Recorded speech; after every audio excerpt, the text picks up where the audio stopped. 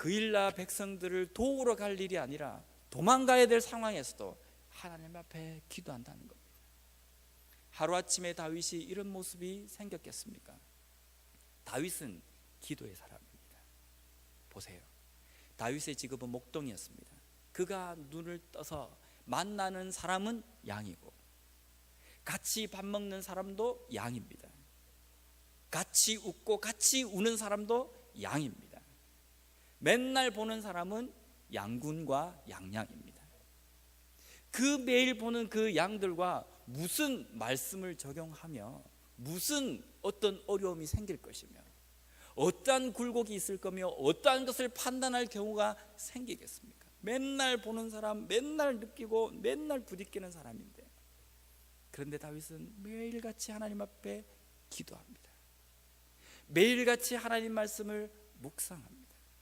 그러기 때문에 골리앗 앞에서도 그러한 결정을 할 수 있었던 겁니다. 그러한 사람이었기 때문에, 기도의 사람이었기 때문에, 매일매일 삶 속에 기도하는 사람이었기 때문에 나단이 그의 죄를 지적했을 때에 한 칼에 그 나단을 죽일 수 있는 문제지만 나단의 그 소리를 하나님의 소리로 들을 수 있었던 겁니다. 기도의 사람이었기 때문에 그는 상황을 분별할 수 있는 분별력을 가질 수 있었다는 겁니다. 기도의 사람이었기 때문에, 평소 때 그렇게 훈련이 되어 있었기 때문에 그일라 백성들이 공격을 받았다라고 이야기할 때 반사적으로 하나님 앞에 기도할 수 있었다는 겁니다. 기도의 사람이십니까? 평소 때 훈련을 잘 하고 계십니까? 기도는 어려울 때만 끄집어내서 하고 그 문제가 해결이 되면 저 장롱 밑에 숨겨놓는 그러한 것이 아닙니다. 기도는 오늘도 끄집어내고, 지금도 끄집어내고, 잠시 뒤에도 끄집어내고, 내일도 끄집어내야 돼. 항상 우리 곁에 두고 마치 내가 항상 소지해야 될 소지품을 들고 다니는 그러한 것처럼 가까이 하고 있어야 할 게 기도라는 겁니다. 기도의 훈련이 되어 있어야지만이 골리앗 앞에서도 내가 서야 되겠다는 판단을 할 수 있는 겁니다. 기도의 훈련이 되어 있어야 압살롬에게 쫓길 때에도, 나단 선지자가 자신의 죄를 지적할 때에도 그것이 하나님의 음성이고 하나님의 뜻이 어디에 있는지를 분별할 수 있게 된다는 겁니다. 평소 때는 우리가 전혀 기도에 대해서 생각을 하고 있지 않다가 어떤 어려운 문제가 생길 때에 불이 나게 하나님 앞에 기도합니다. 그리고 하나님 앞에, 하나님, 이것을 내가 어떻게 해야 합니까? 라고 기도합니다. 그런데 하나님께서 응답을 조금만 더디 주시면 왜 이러십니까? 저만 싫어하십니까? 제가 그렇게 밉습니까? 내가 하나님 앞에 뭘 못한 게 있다고 저에게 이렇게 응답을 더디 주십니까? 우리는 그렇게 기도합니다. 그렇게 원망을 퍼붓습니다. 우리가 평소 때 기도에 대해서, 하나님에 대해서 어떻게 생각했는지에 대해서는 전혀 고려의 대상이 되고 있지 않다는 겁니다. 다윗은 그 기도의 응답대로 그일라 백성들을 치러 갑니다. 하나님께서 붙여주셨기 때문에 그 전쟁에서 승리합니다. 그일라 백성들은 이 다윗을 환영합니다. 자, 이 상황이 되면 우리는 어떤 머리를 쓰겠습니까? 누가 봐도 이 그일라를 중심으로 해서 이제 세력을 점점 확산시켜가지고 사울을 치면 됩니다. 그렇지 않습니까? 그일라 백성들을 도와줬기 때문에 이 사람들의 마음을 한순간에 확 사게 된 겁니다. 그래서 이 사람들은 정말 자기들의 편입니다. 그래서 여기를 중심으로 해서 세력을 확장시켜 나가면 됩니다. 그런데 이 그일라에 다윗이 있다는 이야기를 듣고 사울이 군사들을 대동해서 치러 옵니다.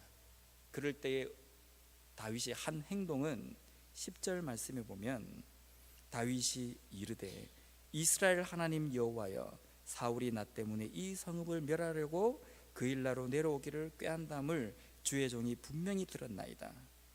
이 말씀은 무슨 이야기입니까? 사울이 치러 온다는 이야기를 듣자마자 다윗이 한 행동은 기도합니다. 하나님, 사울이 나를 치러 옵니다. 내가 사울을 칠까요 말까요 이 기도를 하지 않습니다. 왜냐하면 사울을 치는 것은 하나님의 뜻이 아니라는 것을 다윗은 분명히 알고 있었기 때문에 하나님, 내가 여기에서 피할까요 아니면 여기에 그냥 머물러 있을까요 라는 겁니다.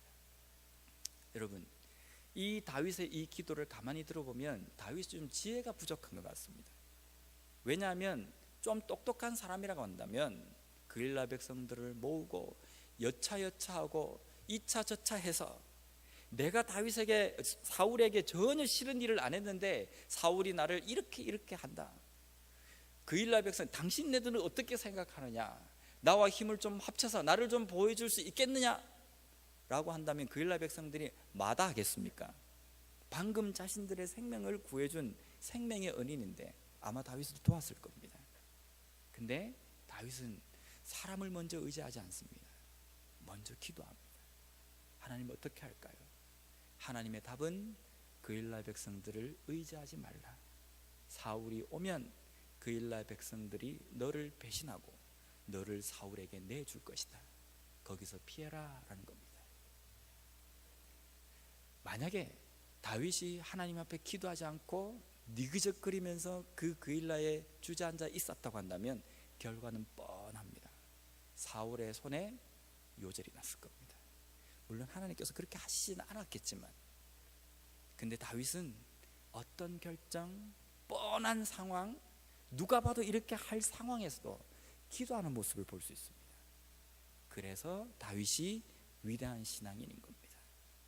골리앗 앞에 섰기 때문에, 왕이 되었기 때문에, 왕이 돼서 전쟁 때마다 승리했기 때문에 다윗이 위대한 인물이 아니라 무슨 문제가 생겨도 하나님 앞에 기도한 사람이었기 때문입니다. 무슨 문제가 생겨도 하나님 앞에 회개의 기도를 한 사람이었기 때문입니다. 어려운 상황이 닥친다 할지라도 하나님이 볼 수 있는 눈이 열린 사람이었습니다. 곤란한 상황이 닥친다 할지라도 그 가운데서도 하나님의 뜻을 볼 수 있는 눈이 열린 사람이었습니다. 무엇 때문에요? 하나님과 대화하는 그 대화에 기도라는 그 관이 항상 깨끗하게 청소가 되어져 있고 계속적으로 하나님과 소통하는 그 소통의 관이 열려 있었기 때문입니다. 우리는 우리의 삶이 이 땅 가운데서 좀 더 복받고 좀 더 위대하고 좀 더 평탄하고 좀 더 좋은 쪽으로 우리의 삶이 되기를 원합니다. 그렇게 되기를 원한다고 한다면 우리는 그만큼 신앙에 투자를 해야 합니다. 하나님 앞에 그만큼 시간을 들여야 합니다. 하나님 앞에 그만큼 나의 힘을 들여야 합니다. 하나님 앞에 그만큼 나의 무언가를 들여야 합니다. 그래야 위기의 순간에도 반사적으로 우리가 신앙적인 판단을 할 수 있다는 겁니다. 우리의 몸은 기억하고 있습니다. 평소 때 내가 어떻게 기도하고 어떻게 하나님을 생각했는지 우리의 몸은 기억하고 있습니다. 우리의 생각은 기억하고 있습니다. 평소 때 하나님을 얼마만큼 생각하고 얼마만큼 하나님 앞에 대화하는 훈련이 되어 있는지 우리의 몸은, 우리의 생각은 그대로 기억합니다. 그래서 위기의 순간에 그대로 반사적으로 결과물이 나오게 된다는 겁니다. 오늘 마리아 선교회에서 헌신 예배를 하나님께 드립니다.